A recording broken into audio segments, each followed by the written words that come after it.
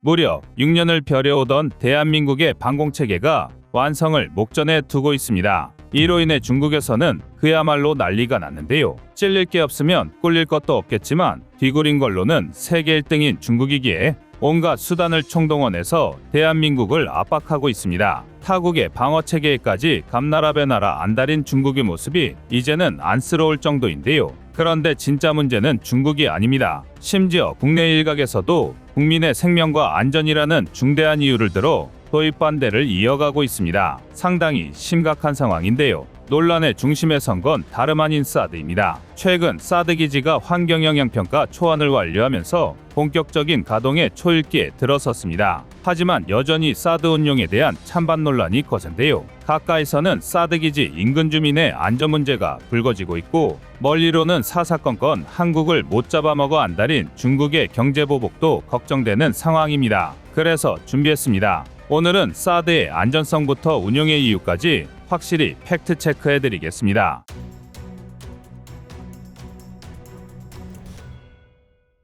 사드는 종말고고도 지역방어 체계의 줄임말입니다. 대한민국의 천궁2나 패트리어트3 등 일반적인 방공체계는 항공기와 탄도탄을 모두 요격할 수 있는데요. 반면 사드는 오직 고고도 탄도탄 요격만을 위해 개발된 방공체계입니다. 오죽하면 사드에서 발사하는 요격용 미사일에는 화약조차 탑재되어 있지 않습니다. 그저 미사일 내부에는 장거리 비행을 위한 추진체와 고도의 유도 컴퓨터뿐입니다. 사격 통제 시 탐지거리만 해도 무려 600km에 달하는 ANTPY-2 X밴드 레이더가 적의 탄도탄을 포착하고 요격탄을 발사하면 유도 컴퓨터가 관성항법 장치와 지상의 지령을 수신하여 표적에 접근합니다. 이후 최종 20에서 30km 지점에서 적외선 탐색기를 이용해 표적을 직접 타격하여 격추하는 방식을 사용하는데요. 그러나 일각에서는 미사일 방어체계라는 특수성 때문에 여전히 시큰둥한 반응이 대부분입니다. 소위 말해 맞기 전에 때리면 그만이 아니냐는 것입니다. 그도 그럴 게 사드 포대 한 세트만 해도 1조 5천억 원에 육박하고 미사일은 한 발당 110억 원이 넘습니다. 이 돈으로 차라리 현무미사일을 추가하거나 K9, K239 천무보유량을 대폭 늘려서 대량 응징 보복 역량을 강화하는 게 더 나아 보일 수도 있습니다. 한 대 맞으면 10대, 20대로 되돌려줄 수 있는 능력이 있다면 대한민국의 적성국이 아무리 비정상 국가들이라 하더라도 쉽게 덤비지는 못할 텐데요. 그러나 이는 상당히 위험한 생각입니다. 우크라이나 전쟁만 봐도 이를 알 수 있는데요. 일례로 우크라이나에 지원된 나삼스의 경우 초기형의 요격 사거리가 15에서 30km, 후기형인 나삼스3도 50km 내외인 아주 기본적인 방공체계입니다. 암남, 사이드와인더 등을 요격 미사일로 사용하기 때문에 보급은 굉장히 쉬운 편이지만 지상 발사형이라 광범위한 지역에 대응하기엔 무리가 있는데요. 그런데도 우크라이나군의 미사일 요격률은 무려 80%에 육박합니다. 물론 이건 패트리어 포대 등의 요격률도 포함된 수치지만 어찌되었든 우크라이나군이 10발 중 8발의 미사일을 격추했다는 건 분명한 사실입니다. 러시아가 하루에만 70여 발의 미사일을 쏟아붓는 상황에서 이건 절대 무시할 수 없는 수치인데요. 그동안 사용된 적이 없어 모를 뿐이지 방공망은 가장 기초적인 방어체계입니다. 하체가 튼튼할수록 모든 운동 수행 능력이 좋아지듯이 방어 전략도 우수한 방공망이 갖춰질수록 든든해지는데요. 그렇다면 여기서 더더욱 강한 의문이 생기실 수밖에 없습니다. 사드가 그렇게 중요하다면 왜 반입 후 5년 10개월, 횟수로 따지면 6년 가까이 방치하다가 이제 와서 가동에 들어가냐는 것입니다. 단순히 성능만 놓고 보면 도입한 그날부터 미리 진지를 지어두고 가운전을 한다 해도 이상할 게 없는데요. 잘 나가던 사드에 문제가 불거지기 시작한 건 바로 안전 관련 논란이 생기면서부터입니다. 세세하게 따지고 들면 한도 끝도 없지만 레이더의 원리는 결국 전자레인지와 크게 다르지 않습니다. 애초에 전자레인지야말로 레이더 연구 과정에서 주머니에 있던 초콜릿이 녹아내린 것이 발견되면서 만들어진 가전용품인데요. 그렇기 때문에 강력한 전파를 발사하는 레이더 주변은 그 자체만으로도 거대한 전자레인지나 다름없습니다. 사람을 포함한 어떤 물체도 차폐 없이 접근한다면 말 그대로 튀겨질 수도 있는 위험한 장비인데요. 더군다나 사드의 ANTPY-2는 X밴드 레이더임에도 탐지거리가 상당히 깁니다. 앞서 말했듯이 사격 통제 시에는 600km에 달하는데요.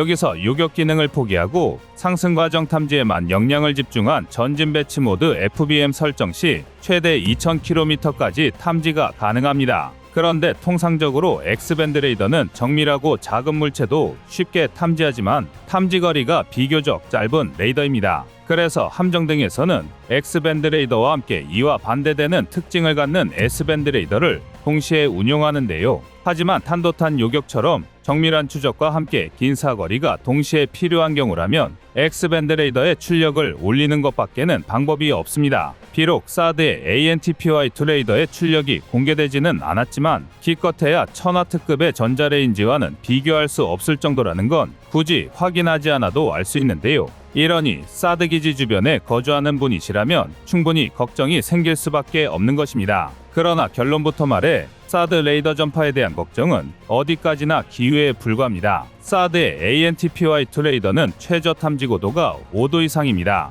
바꿔 말하면 5도 이하로는 내려갈 수 없다는 건데요. 각도상 사드 기지 밖에서 레이더 전파는 민간인 거주 지역에 어떤 영향도 미치지 못합니다. 더군다나 애초에 사드의 요격 미사일부터가 40km 이하에서는 최종 단계 적외선 추적이 불가능합니다. 공기 마찰로 탐색기 렌즈가 과열되기 때문인데요. 즉 40km 이하 중 저고도에서 사드는 무용지물이나 마찬가지입니다. 굳이 5도 이하 탐지가 가능해도 그럴 필요가 없다는 건데요. 게다가 사드 기지는 해발 고도 680m 부근에 건설되었습니다. 등산객들에게 인기가 좋은 관악산보다 약 50m 정도 높은 건데요. 만약 사드 레이더가 5도에 딱 걸쳐서 전파를 주사한다고 가정하더라도 기지 인근 5,500m 이내에 1km 높이의 건물이 있는 게 아닌 이상 안전은 보장된 것이나 마찬가지입니다. 심지어 안전장치는 여기서 끝이 아닙니다. 많은 사람이 사드라고 하면 커다란 레이더와 그에 딸린 미사일 하나를 생각합니다. 하지만 사드는 종말고고도 지역방어 체계라는 이름에도 알 수 있듯이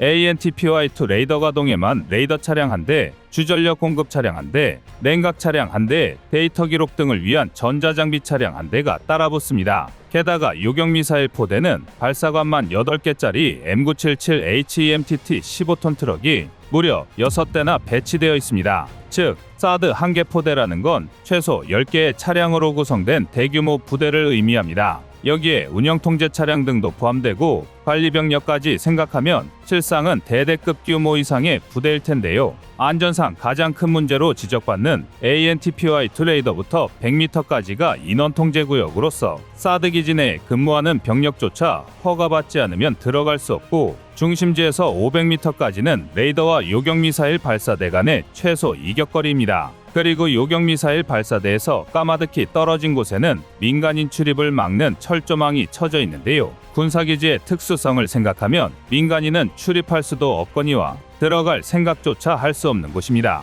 또한 레이더 전파는 200m당 강도가 8분의 1로 급감합니다. 일례로 이미 부산에 배치되어 운용 중인 그린파인 레이더의 경우 탐지거리가 최대 900km에 달해 사드보다 전파 출력이 2배에서 3배 강합니다. 하지만 30m 떨어진 6m 아래 지점에서 6분간 전파를 측정한 결과 최고치는 0.2298W/m 제곱에 불과했습니다. 국내 안전기준치의 4.43%에 불과한 낮은 수치인데요. 100m 이내로 접근했음에도 앞서 말한 고각 5도 이하에 위치해 있었기 때문에 전파에 영향을 받지 않은 것입니다. 이 정도면 사실상 전파에 의한 안전의 위협보다 방공망 공백으로 인한 위험이 더 큰 셈인데요. 아닌 게 아니라 중국은 사사건건 대한민국에 사드 배치를 걸고 넘어지고 있습니다. 2000km에 달하는 사드의 탐지 거리를 감안하면 베이징, 상하이 등 대도시를 포함한 중국 절반을 사거리 내에 두고 있습니다. 군사적으로 따지면 북부정구, 동부정구가 포함되며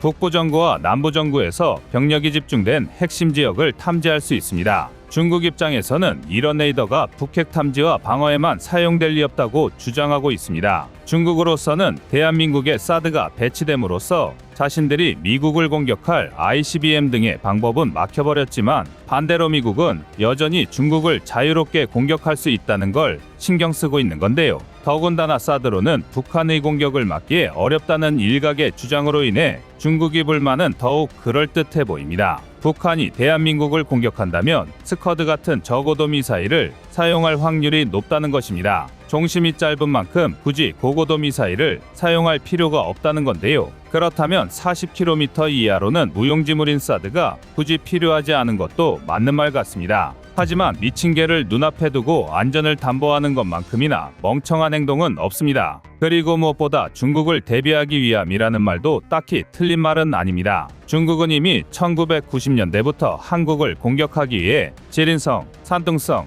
랴오닝성 등의 둥펑계열 미사일 천여 기를 배치하고 있습니다. 먼저 싸움을 시작한 건 중국이라는 건데요. 게다가 2014년에는 러시아판 사드라고 할 수 있는 S-400을 배치했고 2018년에는 대한민국 서울과 고작 777km 떨어진 산둥성 이위안현에 초장거리 조기경보 레이더를 설치했습니다. 정확한 스펙은 공개되지 않았지만 유사 체계를 통해 추론해봤을 때 탐지거리만 무려 5000km가 넘는 레이더인데요. 이는 대한민국은 물론이고 괌, 파푸아뉴기니까지 탐지가 가능한 어마어마한 거리입니다. 그럼에도 불구하고 중국은 산불이란 같은 얼토당토하는 내로남불 헛소리를 짓거리며 오직 대한민국만이 잘못되었다고 사드 운용을 방해하고 있습니다. 마음 같아선 사드가 아니라 더한 거라도 한 방 먹여주고 싶은 심정인데요. 이런 상황에서 사드를 포기한다는 건 결국 중국의 내정 간섭을 용인한다는 얘기밖에 될 수 없습니다. 다른 걸 떠나서 중국의 배알이 뒤틀리는 걸